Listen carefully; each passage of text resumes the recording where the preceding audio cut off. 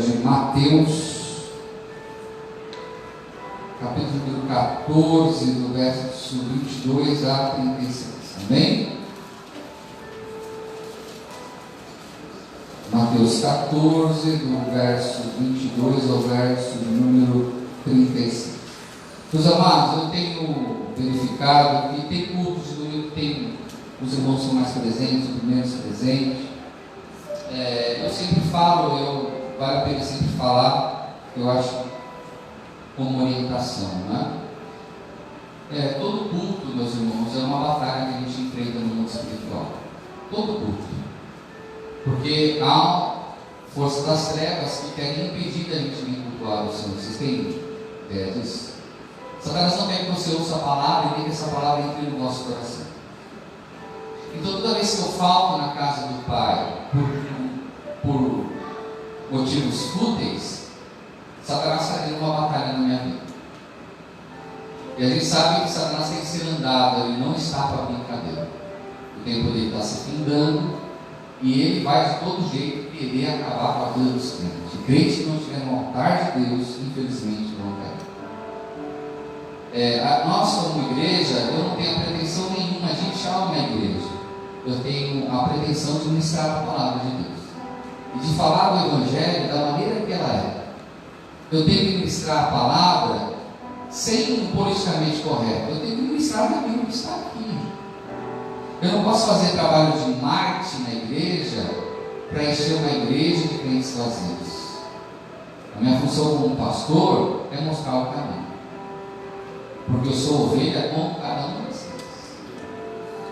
Claro que muitas coisas cabe a vocês estarem ouvindo, mas eu sei que irmãos puderam vir porque estão pelo Enem hoje, alguns têm que viajar, enfim. Mas é só um alerta, porque quando eu fico um domingo sem vir na casa do Pai, eu fico mal. Não fiquei sem vir porque esse lugar que a gente congregou foi lá no final de semana passado, né? E como eu disse, nós somos crente, quinta-feira nós somos uma igreja lá em Bauru, presbiteriano, né? Palavra abençoada. Então, eu sinto falta de congregar. E se eu, pastor, não congregar, eu posso morrer na fé. E duro é quando a brasa viva, ela se apaga. É um problema assim. Então, cabe um alerta a nós e a todos os nossos irmãos. Amém? Mateus 14, do verso número 22 a 36. O tema dessa mensagem é: por que passamos por tempestades? Amém? Palavra bem rica, com muitos ensinamentos. Jones, aumenta um pouco o retorno para mim. Se o Gabrielzinho conseguir para mim. Todos acharam? Mateus 14, do verso 22 ao 36, a ótimo. Diz assim: e logo ordenou Jesus que os seus discípulos entrassem no barco e fossem adiante para outra banda, enquanto despendia a multidão. E despendida a multidão, subiu ao monte para orar à parte, e chegada já a tarde, estava ali só. E o barco estava já no meio do mar, açoitado pelas ondas, porque o vento era contrário. Mas à quarta vigília da noite, dirigiu-se Jesus para eles, caminhando por cima do mar. E os discípulos, vendo caminhar sobre o mar, assustaram-se, dizendo: é um fantasma, e gritaram com medo. Jesus, porém, lhes falou logo, dizendo: tende bom ânimo, sou eu, não temais. E respondeu-lhe Pedro e disse: Senhor, se és tu, manda-me ir ter contigo por cima das águas. E ele disse: vem. E Pedro, descendo do barco, andou sobre as águas para ir ter com Jesus. Mas sentindo o vento forte, teve medo, e começando a ir para o fundo, clamou, dizendo: Senhor, salva-me. E logo Jesus, estendendo a mão, segurou-o e disse-lhe: homem de pequena fé, por que duvidaste? E quando subiram para o barco, acalmou o vento. Então aproximaram-se os que estavam no barco, adorando-no, dizendo: és verdadeiramente o Filho de Deus. E tendo passado para outra banda, chegaram até a terra de Genezaré. E quando os homens naquele lugar o conheceram, mandaram por todas aquelas em redor e trouxeram-lhe todos os que estavam enfermos. Rogavam-lhe que ao menos eles pudessem tocar a orla da sua veste, e todos que os tocavam ficavam sãos. Oremos. Eterno Deus, em nome do Pai, irei ministrar a tua santa e poderosa palavra nesse instante. Importa, meu divino surpresa, importa que a tua palavra fale no mais profundo na alma de cada um dos irmãos e faça morada. Tu és o Deus que faz morada.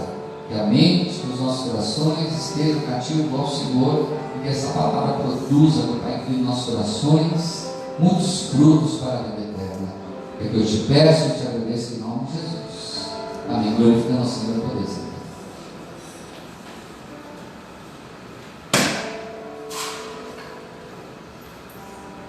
Essa passagem bíblica é uma passagem extremamente rica, porque ela tem muitos ensinamentos para as nossas vidas. Passagem essa que, ao tentarmos por cada versículo, tem um ensinamento para uma vida toda nossa. Jesus, ele fica sabendo, através dos seus discípulos, que João Batista fora morto de uma forma trágica. Cortaram a cabeça e entregaram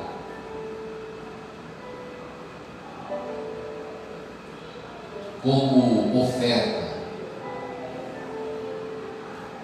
Herodes queria saber quem que era Jesus, e ele achava que Jesus era então reencarnação de João Batista. O Espírito de João Batista estava em Jesus, ele queria caçar Jesus. Jesus fica sabendo disso, Jesus fala assim: vamos sair um pouco de cena. Pegaram o barquinho e foram para um lugar deserto. Mas naquela altura, Jesus era muito conhecido, porque já havia feito muitos milagres. E Jesus, junto com os seus discípulos, vai para um lugar deserto, mas a multidão vai atrás. E conta-se a história, que não foi nada mais, nada menos do que quase 5.000 pessoas. Ao longe veio o barquinho de Jesus, e aquela multidão, nas colinas e montanhas, indo atrás, até que Jesus vê aquela multidão, e diz a palavra, que ele se move de íntima compaixão. Eu não vou dispensar esse povo veio para me ouvir. Diz a palavra que Jesus, ele para o barquinho dele, aquela multidão na praia, e ele começa a ensinar muitas coisas da palavra, naquele dia, e quase todo dia. Vai chegando a tardezinha, aquela multidão lá, e a multidão não arredeava o pé, os discípulos já aflitos, falando: mestre, nós estamos no deserto, aqui não tem padaria, aqui não tem extra 24 horas, aqui não tem iFood, não tem como pedir, contextualizando o dia de hoje, não tem solução, esse povo vai perecer, porque longe estão da sua residência, e tem que liberar para eles irem nas cidades circunvizinhas para ficar uma coisa para comer. Olha a resposta de Jesus para os discípulos: dá vocês de comer para eles. Certamente os discípulos e qualquer um de nós fala: o Senhor tomou muito sol na cabeça, eu acho que ele não está bem, acho que ele está dando, né? Acho que não está bem, são 5.000. Senhor, para não falar que não tem nada, tem aqui 5 pães e 2 peixinhos. E traga os 5 pães e 2 peixes aqui. Ele agradece aos céus, agradece ao Pai, Jesus, e alimenta mais de 5.000 pessoas. Diz a palavra que depois disso, de saciar a fome, diz a palavra que eles se fartaram. E pensa, alguém que tem fome é crente, não é? Essa tem fome, essa é crente, né? Fome, imagine, e sobrar ainda 12 cestos cheios de pão e de peixe. E o povo ainda insistiu em querer ouvir Jesus. Bom, Jesus chegou e falou o seguinte para os discípulos: vamos. Foi assim que Jesus falou? Por gentileza, meus discípulos queridos, Tiago, Mateus, Pedro, Antônia, entre no barquinho e vá para o outro lado de Jerusalém. Foi assim? Não. Lá em Marcos, a palavra mais correta é: Jesus obrigou. Entra no barquinho e vai embora. Mas entra no barquinho e vai do outro lado, que eu vou dispensar a multidão. Vamos embora. Eu estou mandando, eu não estou falando. Eu estou mandando, vá. Isso era tardezinha. Eles pegaram, remando. Jesus despende a multidão. Depois de despender toda a multidão, ele sobe um monte para orar. E Jesus orando, e lá em Marcos vai falar que Jesus de longe, em espírito, é óbvio, ele viu que já era tarde da noite e os caras estavam sofrendo naquele barco, porque veio uma tempestade, uma ventania, ondas gigantes, os camaradas quase perecendo. E a quarta vigília por volta das 3 horas da manhã, ou seja, os caras estavam no mar há quase cerca de 9 horas, sem Jesus no barco, sofrendo, quase afundando o barco, temendo a morte. E 3 horas da manhã é mais escuro do que meia-noite. Se tem um horário que é breu total, é às 3 horas da manhã, não dá para ver um palmo na frente. Naquele tempo não existia nenhum tipo de sinalização, não tinha nenhum farol para mostrar destino. Imagine o camarada, eu e você, já 9 horas, tentando sobreviver no mar, remando. O mestre esqueceu da gente, nos deixou para trás, vamos perecer, quando de repente vem alguém vindo, andando pelas. O que aconteceu com aqueles discípulos? A primeira coisa, é o mestre? Não, é o fantasma. Não cabe a nós também julgarmos os discípulos, porque qualquer um de nós nessa situação falaria: é um fantasma. Eu estou há 9 horas, exausto, o mestre esqueceu de nós. Um fantasma. Mas que Jesus fala: não temas, sou eu. Não temas, sou eu. Preocupado não sou eu. E quem é a pessoa que tem aquele ímpeto sanguíneo que foi falar com Jesus? Pedro. Pedro é sanguíneo. Pedro pediu: Tiago, traz uma cadeira aqui. Não, deixa que eu pego. Ô Mateus, tem que ir na vizinha lá, falar tal coisa. Eu já, não, deixa que eu vou. Pedro assim, sanguíneo, Tomás. Ele não oxigenava a cabeça dele para falar. O negócio dele era fazer. Naquele ímpeto dele, ele falou assim: Senhor, manda eu ir contigo na questão. Pode vir, Pedro. Ele disse que saiu do mar. Ah, meus filhos, lá na eternidade eu quero ver essa cena. Pedrão, mostra aí como foi. Imagina.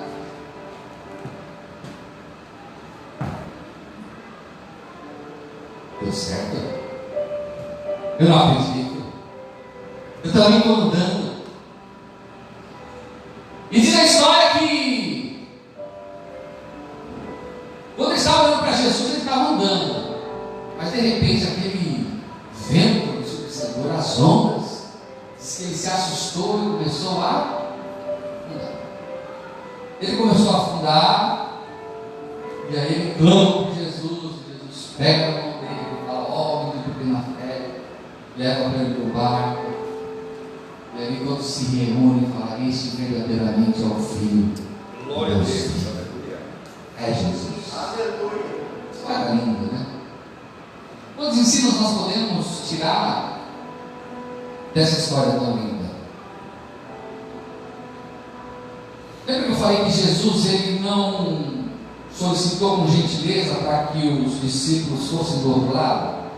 Ele obrigou, ele insistiu. Presta atenção. Às vezes Jesus dá um conselho: ó, é melhor que vocês façam assim. Às vezes Jesus ele dá uma dica: é melhor que vocês façam dessa forma.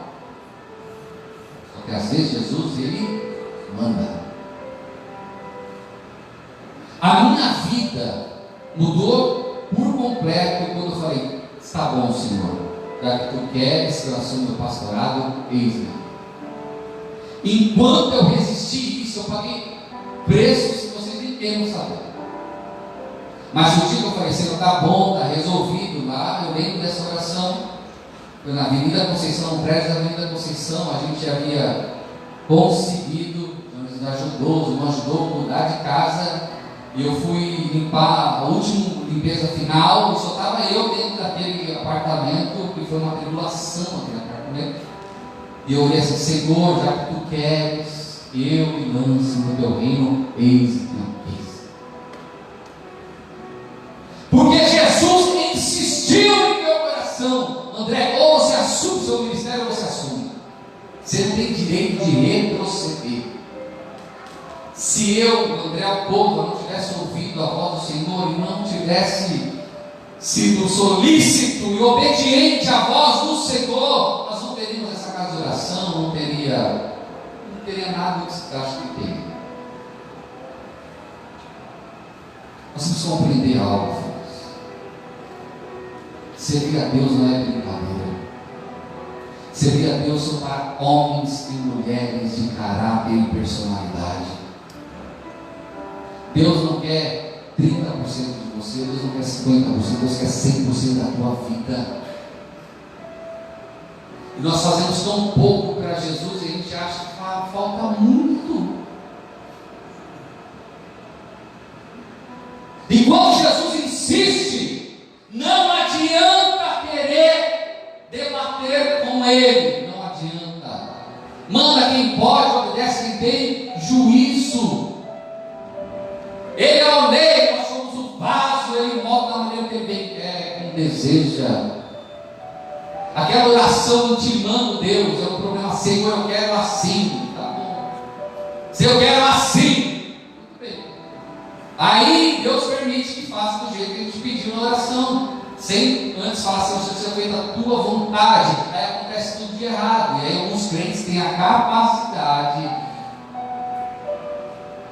tem a cara de pau e fala, Senhor, por que isso aconteceu comigo? Por que isso aconteceu comigo? Aconteceu porque você e eu, nós pedimos errado. Nós pedimos aquilo que não é pão, aquilo que é contra o Evangelho. Mas quando a nossa oração é sincera, Senhor, a minha vontade é essa, mas seja feita a tua vontade. A vontade do Senhor é boa, perfeita, agradável e não acrescenta dores. Não significa que vai ser agradável aos nossos ouvidos.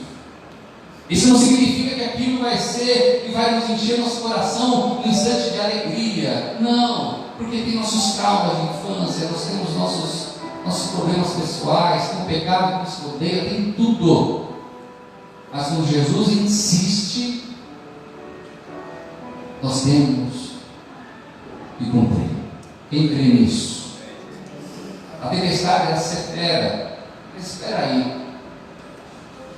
Pedro, Tiago, alguns outros discípulos, eles conheciam muito bem o mar. Alguns deles eram pescadores. E andar de barco é como se andasse de carro hoje em dia nas rodovias. Era natural para eles. Tempestades eles já haviam enfrentados. Mas naquele dia, era aquela tempestade, aquela situação e a duração daquela tempestade era muito maior do que eles já haviam presenciado. E o mestre não estava com ele. No episódio passado, era uma situação parecida, mas Jesus estava no barco cochilando. Opa, a situação está preta, mas Jesus está ali e a gente está do nosso lado. Mas naquele momento Jesus não estava. E por que então Jesus permitiu isso? Essa é a pergunta que fica. Por que então, sabendo Deus Todo-Poderoso, que é Jesus, sabendo que eles estariam em aflição, por que Jesus permite a tempestade sobre a vida deles? Bom, Deus permite dois tipos de tempestade. A primeira tempestade são para as pessoas que estão desviadas, são pessoas que não querem nada com Deus, pessoas que outrora conheceram a Jesus e agora decidiram caminhar com as suas próprias pernas. E alguns chegam a falar que agora o Deus dele é o dinheiro. Não preciso mais de Deus. Agora eu sei de tudo, não preciso mais de congregar. Se não é de congregar, é uma instituição falida. De não, meu negócio é caminhar sozinho. sozinho. Aí vem a tempestade sobre a vida. Pastor, aonde nós temos respaldo na Bíblia para saber que isso é verdade? O que aconteceu com Jonas? O que aconteceu com Jonas? Deus falou para Jonas: vai para Nínive, vai pegar os ninivitas. O senhor está de brincadeira com a minha pessoa. Os ninivitas, eles são aqueles, só vão interagir com Deus. Eles ninivitas são aqueles que vieram aqui e nos mataram alguns dos nossos, aquele povo perverso, aquele, e o senhor está falando para ele, é isso mesmo, você pega o vosso barquinho e vai até lá.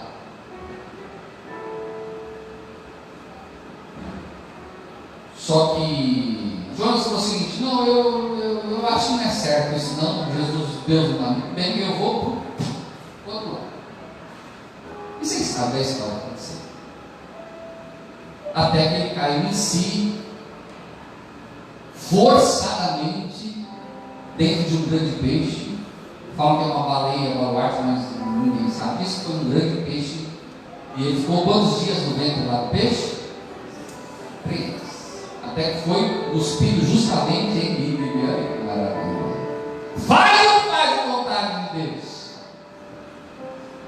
Tem crente que está na boca do grande peixe, não faz 3 dias, mas faz 10 anos, faz 20 anos, se rebelou contra Deus. Meus filhos, do homem Deus te livra, de Satanás Deus te livra, mas da mão de Deus quem pode te livrar? Quem pode? Me explica. Tem gente pagando preço na sua vida, quem não assume o ministério, não assume a sua vida ao Senhor, não assume a sua comunhão com Ele, impede o caminhar seu e dos outros para cá, quem está pagando preço.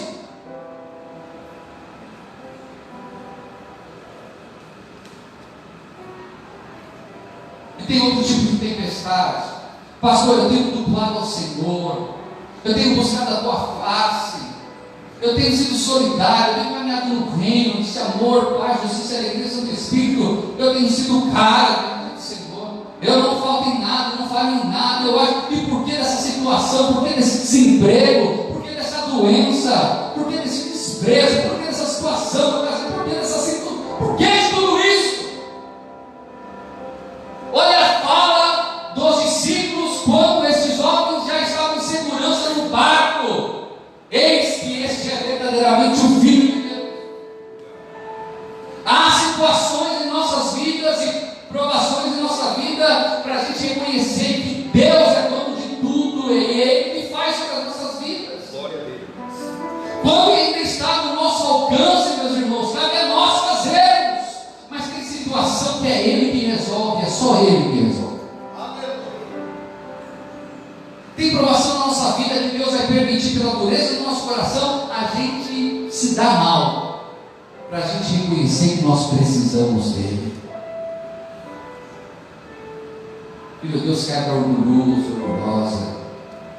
Deus quebra ingratos, ingratas. Você pode ter 20 anos, pode ter carteirinha de 30 anos de igreja. Se a gente não nos converter nos nossos caminhos, tempestades que irão. E vira e mexe, acaba vindo uma tempestade na nossa vida, porque nós precisamos mudar. Nós precisamos mudar. Certamente, meus irmãos, a fé daqueles homens, depois desse episódio, foi maior ainda. Eu nunca tinha visto, segundo eles, um homem precisava andar sobre o. Sabe, você já viu? Esses mágicos de Araque que fazem, né? Aí é tudo truque. Mas andar sobre um mar, e mais do que isso, acalmar a tempestade, só Jesus pode fazer isso. Só Jesus pode fazer isso. Jesus demora? Não, Jesus chega na hora certa. Jesus não demora, não. Se você confia em Jesus, Ele vai chegar na hora certa. Ele não vai deixar você perecer. Presta atenção, os discípulos. A gente fala muito de Pedro, mas quem teve o ímpeto de sair do barco? Foi Tiago? Foi Mateus? olha, a situação está feia, pior do que daqui é ali. Está falando que é Jesus, eu não tenho muita certeza, é melhor ficar no barco, é melhor mais seguro. Mas Pedro falou, não, eu vou. Eu vou. Sabe qual é a atitude que Pedro teve? A atitude de fé. A palavra fala que a fé é o firme fundamento das provas que se vê, das coisas que se não veem. É a certeza que algo vai acontecer, mesmo não vendo. Fé é crer que o sol vai surgir do horizonte às 5:pouco da manhã, sem duvidar no coração. Alguém duvida sobre isso? Ninguém duvida sobre isso. Fé é estar à beira de um abismo, às 3 horas da manhã, aquele breu, e vem uma voz do céu falando: filho, se joga. E você se jogar sabendo que vai ter uma mão poderosa que vai te levantar. Olha, Deus, então, presta atenção, vou falar, é muito importante isso. Jesus, Ele não quer servos dele que duvidem. Por isso, que viver agoniado, angustiada, preocupado ao extremo, chorando por situações, isso só demonstra que você não tem a fé que Jesus deseja que você tenha. Aquele que anda com Jesus, tem fé em Jesus, pior que seja o seu martírio, ele continua sereno, confiando que Deus vai entrar na providência da vida dele. Ele não fica apavorado, ela não fica apavorada, ele sabe que Deus está no controle de tudo. Mas muitas vezes a gente tem essa fé, mas quando vem a tempestade, quando vem os problemas, mas se o Senhor já não falou, mas por que desse diagnóstico, por que dessa situação, a gente afunda? Não foi assim com Pedro. Ele confiou, ele teve fé, mas quando ele começou a olhar para as adversidades, ele começou a afundar. Meus filhos, eu quero falar para ti: Satanás ele pode tentar, Satanás ele pode afrontar, mas aqueles que estão firmados em Cristo Jesus jamais vão se afundar na vida. A palavra fala que nunca viu um justo desamparado, nem a sua descendência mendigar o pão. É impossível ter uma vida com Cristo, com sinceridade com Cristo, e viver uma vida de provação a vida inteira, entre montanhas e vales. Mas é saber que Jesus está no controle de tudo. É reconhecendo as nossas falhas diariamente, nos arrependendo dos nossos caminhos, voltando atrás, dando razão ao Senhor, que Ele é o oleiro e nós somos o vaso. E por mais difícil que seja a tempestade da nossa vida, essa tempestade vai acabar quando Ele fala: chega! Chega! Chega! Vivemos eternamente muitas vezes em tempestade porque a gente não quer sair do barco. O barco é local de segurança, o local é lugar de comodidade, é o local onde eu me sinto seguro. Nem sempre, filhos, o seu reduto que você acha que é seguro é realmente seguro. Com fé em Jesus, aquele que tem fé em Jesus, ele sai do barco e anda por cima das águas e vai onde Jesus o abraça, agradecendo pelo milagre. Ser crente é ser louco, é ser maluco, porque a gente fala com alguém que a gente não está vendo, a gente cultua junto com os irmãos de algo que o justo viverá da fé. A natureza manifesta a glória de Deus, o universo manifesta a glória de Deus. O amor que habita em mim, a paz que eu sinto, testifica que meu Deus é um Deus todo-poderoso.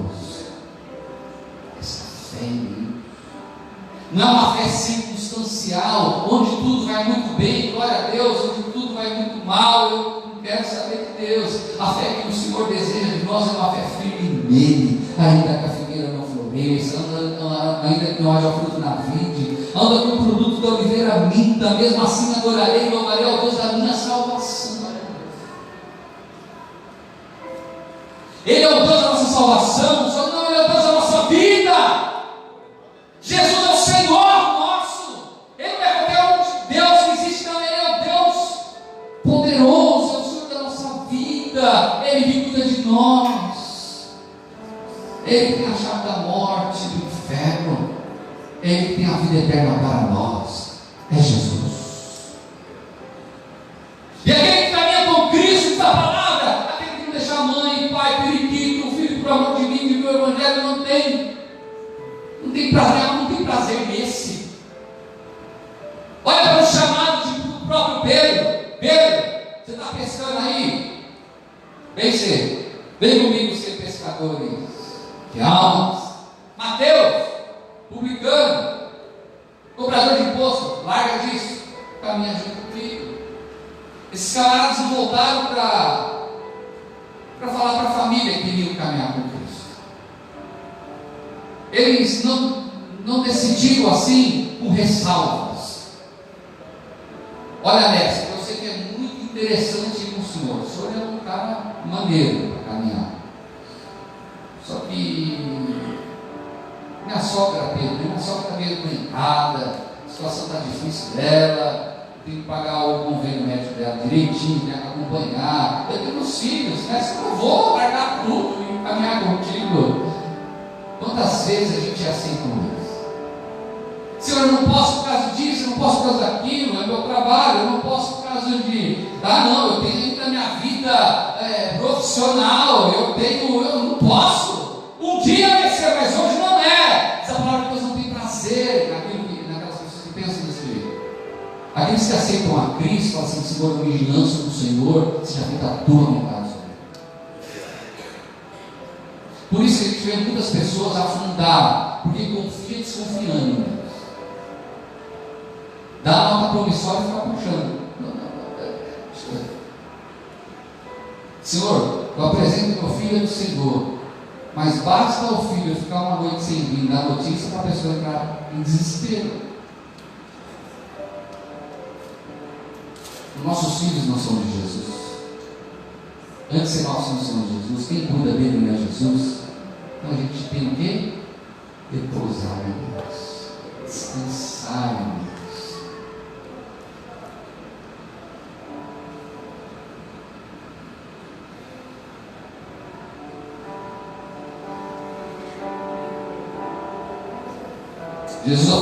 Pedro afundou porque teve medo, porque olhou para essa diversidade. E nós, como servos do Senhor, nós temos que compreender que a caminhada com Cristo, nós vamos passar por adversidade. Não tem um mar de rosas, nem um mar tranquilo, um mar revolto, mas a certeza é que o Senhor Jesus está no controle de tudo. Jesus está no controle de tudo. Eu não sei o que você tem enfrentado na vida.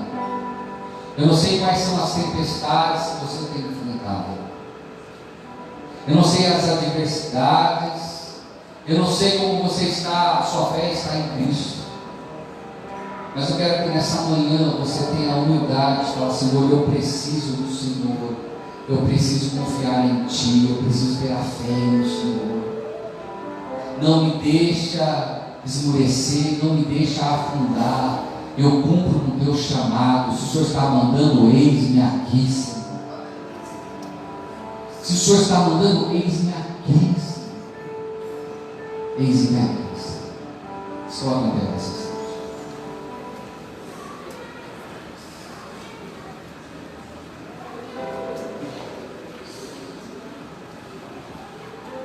Os irmãos que estão em casa, coloca a mão no coração. Meus queridos, eu não conheço a vida de cada um somente. Deus conhece. A palavra fala que ainda que a palavra venha à boca, tu já conheces? Sim. Deus reconhece o que nós pensamos, Deus conhece a nossa motivação. No livro das obras, quando nossas obras serão provadas pelo fogo, são provadas as nossas motivações. A única motivação que tem que ser em seguir a Jesus não pode ser por barganha nem por troca, ainda que a vinda para Ele seja dessa forma. Senhor, eu vim para que meu filho seja curado, eu vim para que eu seja de paz, ok, mas a partir do momento que eu conheço quem é Jesus, o único motivo suficiente para eu caminhar com Ele se chama amor. É um ato de amor, é tudo por amor. Quando eu compreendo isso, o pastor não perde o resto dos cabelos, porque os irmãos não vêm, porque os irmãos não querem fazer nada, sabe por quê? Porque quando eu amo a Jesus, eu vou aonde o Senhor está do meu lado. Glória a Deus. O que tem que fazer não é nada forçado, é um prazer. É o prazer de fazer visita, é o prazer orar, é o prazer jejuar, é um prazer, porque eu amo a Jesus. Essa é a diferença. Peça aos olhos, eterno Deus. Pai, nós ouvimos a tua palavra nesta manhã, a palavra é essa que é viva e eficaz. A palavra é essa que faz morada em nós, faz morada em nós. Eterno Deus, eu peço que o Senhor entre com providência na vida de cada um de nós e faça a morada necessária. Que o Senhor possa tocar na vida de cada um dos irmãos e que eles compreendam que Tu nos ama infinitamente mais do que nós podemos imaginar. Tu deste, meu Pai querido, para nós, o Teu Filho amado Jesus Cristo, que morreu na cruz do Calvário, perdeu até sua última gota de sangue, para que nós pudéssemos ter acesso direto ao Senhor. Quando oramos, não pedimos direto ao Senhor, mas pedimos em nome de Jesus, pois é por Jesus que o Senhor nos atende. Se fosse por nós, Senhor, mas se fosse por nós, todo cairia do céu, mas por Jesus. Então, Pai, eu peço ao Senhor, em nome de Jesus Cristo, atende esse clamor, Pai, aqui nessa manhã. Converte os corações aqui, Pai amado. Converte nossos corações ao Senhor. Converte para que nós sejamos íntimos de Ti, Senhor amado. Para que nós conheçamos que Tu és o Senhor da nossa vida e faça o Teu querer, Pai amado. A Tua palavra e nós haveremos de cumprir, Pai. Você pode falar, eis-me aqui, Senhor, eis-me aqui, Senhor. Eis-me aqui, Senhor. Eis os Teus filhos aqui, faça a Tua obra. Faça a Tua obra em nome de Jesus. Faça a Tua obra. Nós sabemos que tem um lugar, Senhor, onde nós podemos encontrar refúgio, Senhor. Oh, com seus olhos fechados, não